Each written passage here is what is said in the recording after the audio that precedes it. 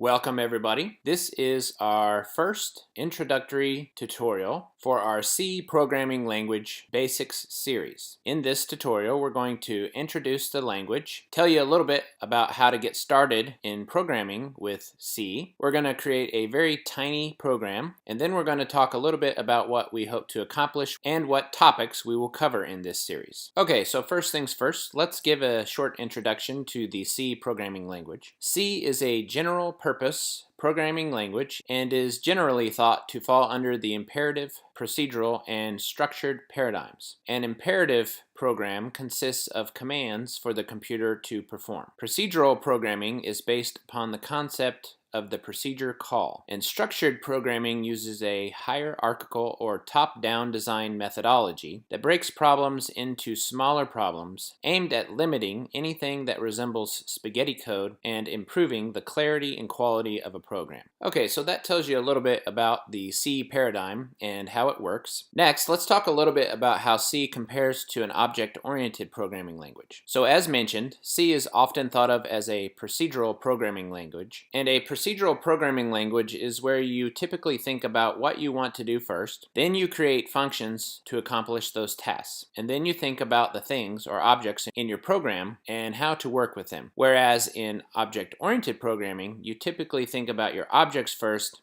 and then about how to work with them and build your functions and so on. Now, C has been around for a while, and it is a well-established language, and C maintains a high level of popularity. And if you type TIOBE index into a search engine, you'll see that C is currently number 2 in popularity among programming languages. Okay, so one of the first questions you might have is, how do I get started programming in C? There are many different tools that you can use, including integrated development environments and text editors. So a few suggestions are, if you're on a Mac, perhaps one of the easiest ways is to use Xcode. So you just go to the App Store and download Xcode, and that will allow you to get started using C. If you are using Windows, you could use Visual Studio, or perhaps you could just use the command line. A few other very nice integrated development environments include Eclipse, CodeBlocks, and NetBeans. So if you'd like to try out any of these, you can just type them into your search engine and then just follow the directions to download. Just make sure that you download from a safe source. If you're interested in something a little bit more simple, you could always try out the Atom text editor. And if none of these options are appealing to you, you can always check out the Wikipedia page, which is titled Comparison of Integrated Development Environments,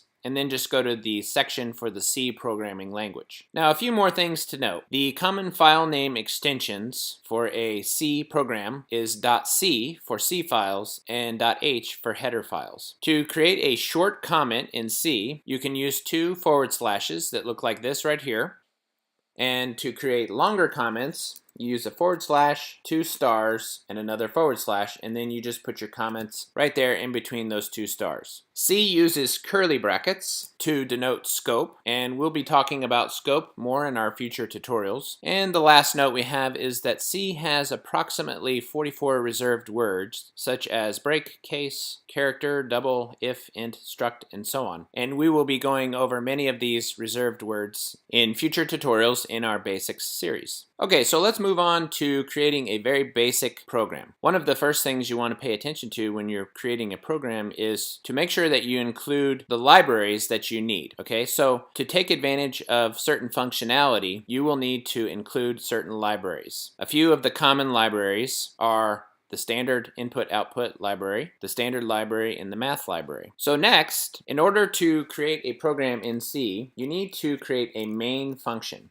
So in order to do that, you just type out int main, and then you type out your round brackets. And for now, we're not going to put anything in these round brackets, so we're going to keep it real simple. And then we type out our curly brackets. So any code that you want to run or execute, typically you put that here in this main function. So let's go ahead and create the standard Hello World program. One way to do this is to use the puts, and then in round brackets, we're going to type out a string, Hello World, And make sure you put your semicolon at the end. Now we're going to go ahead and type out return 0 for now as a type of exit success. So for now, just think of the main function as a piece of code that you put your other code in when you want to run it or execute it, okay? So let's go ahead and run this.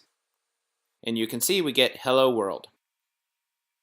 Now another common way to output or display text to the screen is to use a printf. Okay, so we're going to type out printf, and again in the round brackets we're just going to type out hello world. Put your semicolon at the end. Let's go ahead and run this.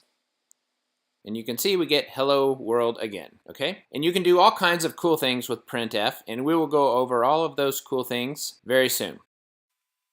Okay, so now let's talk about what we hope to cover in our C Basics series. Our first video is this video, the introduction, and then the other topics we will cover are as follows: variables, strings and characters, numbers, logic and operators, if statements, functions, arrays, loops, user input, enums, and structs. Okay, so that's all we have for this tutorial. Please join us for our future tutorials where we will cover the basics of C, and we'll see you then.